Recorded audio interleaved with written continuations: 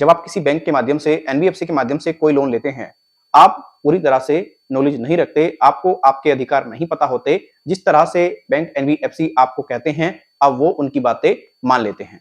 हमारे एक सब्सक्राइबर हैं विनय शर्मा, उन्होंने एक एनबीएफसी के माध्यम से लोन लिया था 2 लाख रुपए का। उनके अकाउंट में जो लोन अमाउंट आया 1,96,000 रुपए। उनको जो वापस करना था लोन अमाउंट 2,35,000 रुपए, जिसका वो लगभग 1 लाख रुपए वापस कर चुके हैं। अब सिचुएशन ये है, उनके पास में पैसे नहीं है। रिकवरी एजेंट उनको कॉल करके डरा रहे हैं, धमका रहे हैं, बेइज्जत कर रहे हैं, उनके मान सम्मान पर पूरे तरीके से प्रहार कर रहे हैं, उनका जीना हराम करके रखा है।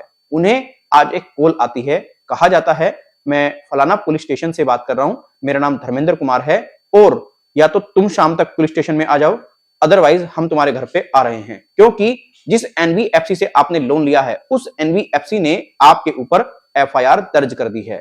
अब इस मामले को फटाफट क्लियर करो, अदरवाइज हमें लीगल एक्शन लेना पड़ेगा, आपको जेल भी हो सकती है। व्यक्ति ने इतना सुना, व्यक्ति को कुछ भी समझ में नहीं आया, वो क्या करे, पूरी तरह से व्यक्ति टेंशन में आ गया और सिर्फ व्यक्ति की 2 ईएमआई डिफॉल्ट हुई थी, ज्यादा ईएमआई भी डिफॉल्ट नहीं हुई।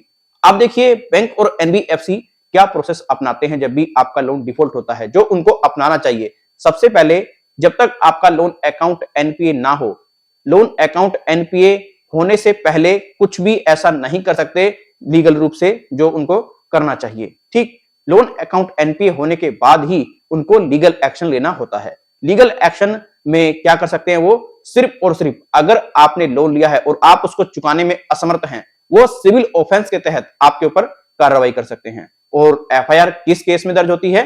एफआईआर दर्ज होती है कोई क्रिमिनल एक्टिविटी में, कोई आपने क्रिमिनल केस कर दिया है, उसमें एफआईआर दर्ज होती है। कभी सिविल के मैटर में एफआईआर दर्ज नहीं होती। अब जो आम व्यक्ति है उसको ये बातें नहीं पता होती। कुछ टटपुंजिया रिकवरी एजेंट, चवन्नी छाप, अनपढ़ जाहिल गवार जो होते हैं, जिनके पास में डीआरए का सर्टिफिकेट नहीं होता है, वो इस तरीके से ग्राहक को गाइड कर देते हैं और ग्राहक बहुत ज्यादा टेंशन में आ जाते हैं। हमारी सब्सक्राइबर हैं दिव्यांशी, उन्होंने एक बैंक से लोन लिया था और वो उसको पे नहीं कर पा रही थी।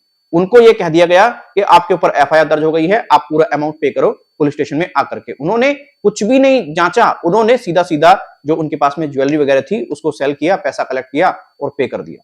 पूरी तरह से झूठ बोल करके ये लोग कुछ भी कर देते हैं।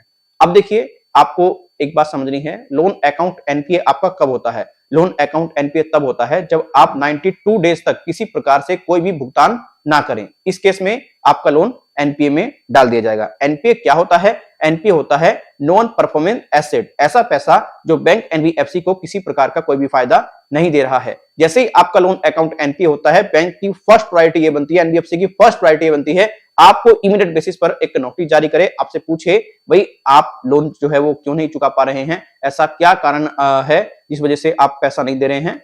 लेकिन ये सब चीजें नहीं करते हैं आजकल बैंक एनबीएफसी, वो सीधा सीधा थर्ड पार्टी रिकवरी एजेंट्स को लगाते हैं और वो थर्ड पार्टी रिकवरी एजेंट्स आपके साथ में सिंपली बदतमीजी करना शुरू कर देते हैं। और 3 ईएमआई डिफॉल्ट होने के बाद से पहले ये लोग कर देते हैं। अगर किसी की 1 ईएमआई डिफॉल्ट हुई तो तुरंत एजेंट की कॉल आनी शुरू हो जाएगी, 2 हो गई तो और ज्यादा आ जाएगी, तीसरी हुई तो घर पे रिकवरी एजेंट आकर के बदतमीजी करना शुरू कर देते हैं, जो कि पूरी तरीके से गलत है। देखिए, आप एक बात सिंपल ध्यान रखिए, अगर आपने किसी बैंक एनबीएफसी के माध्यम से कोई भी लोन लिया है और आप उसको चुकाने में पूरी तरह से असमर्थ हैं, तो आपके ऊपर बिल्कुल भी एफआईआर दर्ज नहीं हो सकती। कोई भी बैंक एनबीएफसी एफआईआर आपके ऊपर कब दर्ज करा सकता है, आपको यह समझना है, जब आपने लोन लेते समय कोई चीटिंग की है, डॉक्यूमेंट्स के साथ में छेड़छाड़ की है, बैंक एनबीएफसी के साथ में आप 420 कर रहे हैं, तब आपके ऊपर एफआईआर दर्ज हो सकती है। बहुत सारे लोग ये कहते हैं कि अगर आप एक विलफुल डिफॉल्टर हो तब भी आपके ऊपर एफआईआर दर्ज हो जाएगी। बिल्कुल नहीं होगी, सिंपली आपके ऊपर सिविल केस चलेगा कोर्ट में और एफआईआर दर्ज होने का कोई इसमें मतलब नहीं बनता। एफआईआर तभी हो सकती है जब आपने बैंक एनबीएफसी के साथ में फ्रॉड किया हो, अदरवाइज सिविल मैटर में कोई एफआईआर नहीं होती। कोई भी आपको ऐसे बता रहा है तो वो पूरी तरह से गलत इंफॉर्मेशन दे रहा है। आपको बैंक एनबीएफसी के जो थर्ड पार्टी रिकवरी एजेंट हैं, इनके झांसे में नहीं आना है। अगर आप लोन नहीं चुका पा रहे हैं, आपके पास में पैसा नहीं है, तो आप बैंक एनबीएफसी को अपनी एग्जैक्ट प्रॉब्लम बताओ कि भाई मैं इस कारणवश पैसा देने में असमर्थ हूं, जब मेरे पास में पैसा आएगा मैं दे दूंगा। अगर आपका लोन अनसिक्योर की कैटेगरी में है और अगर आपका लोन सिक्योर की कैटेगरी में है तो आपको वक्त नहीं दिया जाएगा ज्यादा। सिंपली आपने जो लोन लिया है, जिस भी या तो प्रॉपर्टी के भी आपके लिया है, आपने किसी प्रोडक्ट को परचेस किया है, वो आपसे कलेक्ट कर लिया जाएगा सिंपल, और उसका ऑक्शन कर दिया जाएगा। हाँ, अनसिक्योर लोन में आपको वक्त मिल जाएगा, ये बात आपको ध्यान रखनी है। कोई पुलिस स्टेशन से कॉल जो आती है वो फ्रॉड है। अगर आप एक जेन्युइन कस्टमर हैं, ध्यान रखिए, ऐसे पुलिस को कोई कॉल करने का अधिकार नहीं है लोन के मैटर में, लोन डिफॉल्ट होने के मैटर में, ठीक है ना।